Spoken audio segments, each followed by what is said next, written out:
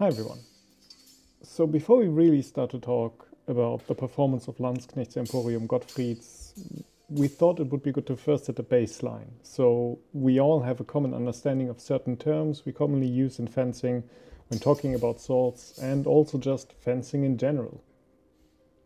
And we wanted to start with our own fencing actually, so that when we talk about good fencing and what that means to the longevity of your sword, you know what that looks like in our understanding of the term. So here you can see me and Ulrich starting our day with low gear fencing.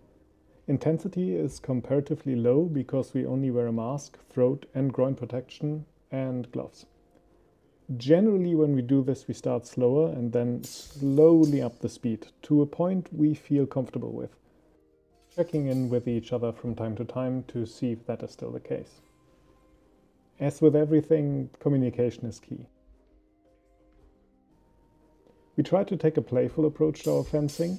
While the background, the context of the techniques we train is serious, of course, we are doing it as a martial art and as a hobby. We are still fencing with partners and friends.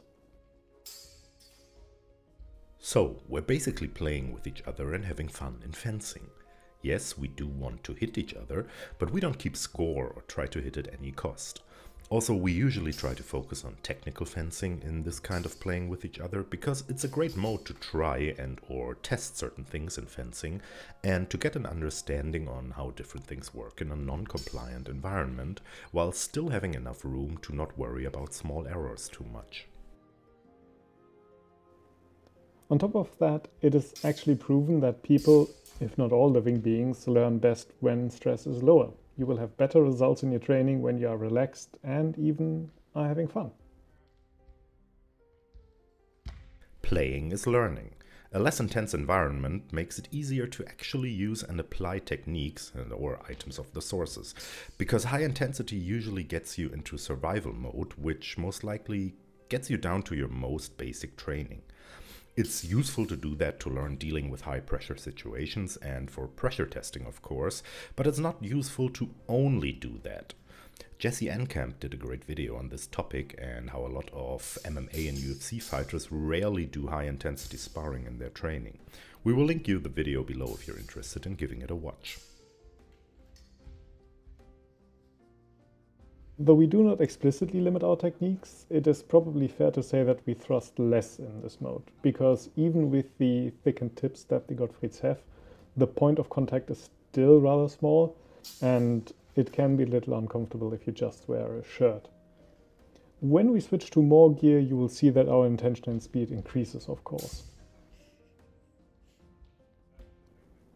Gear helps us because we can spend less mental resource on keeping our fencing in check to keep our partner safe and concentrate on fencing effectively.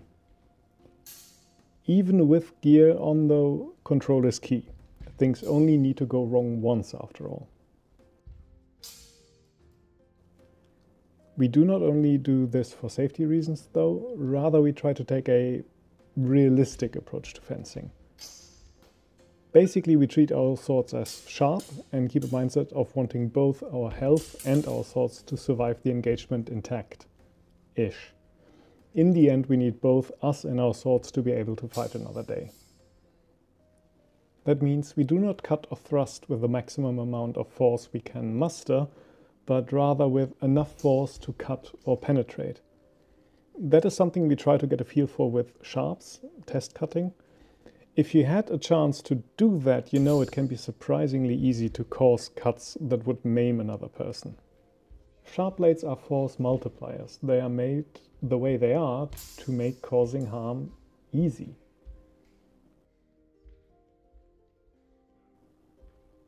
We also try to avoid blindly rushing in and causing doubles. Our goal is to wound without being wounded ourselves. In the end, it is very hard to judge how bad a cut or thrust really would have been. Maybe it would have been just a scratch, maybe it would have ended the fight immediately. So we try to do our best and just avoid being hit outright. Fencing is also called the art of defense in some sources, and that is the mindset we try to keep as well. That realistic approach is also the reason why we usually stop after the first hit. We sometimes choose to ignore small scrapes or brushes on the fly, but in a real-life fencing situation, we simply don't know for sure what kind of damage the corresponding hit would have caused. I'm aware this is a topic up for discussion, but in our approach, every proper hit has the potential of ending the fight.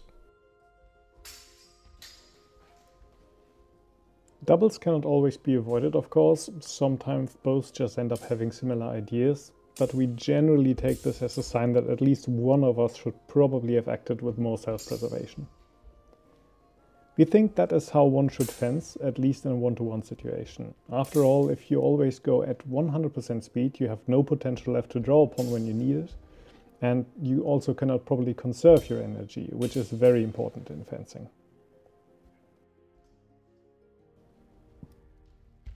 On this channel you mostly see Ulrich and me fence, of course, but the way you see us fence here is not a mode that we exclusively use with each other. It is how we fence with other people in our club, but it's also how we fence with other people that we meet on just fencing events or during the open halls that we try to do twice a year. So for example, this is how you can see Ulrich and Oskar fence here in this Rugger video that we posted on our channel a while ago and that you can also see in a commented version on his channel. We find a speed and intensity that we feel is appropriate, and then we apply the techniques we learn from the sources we study.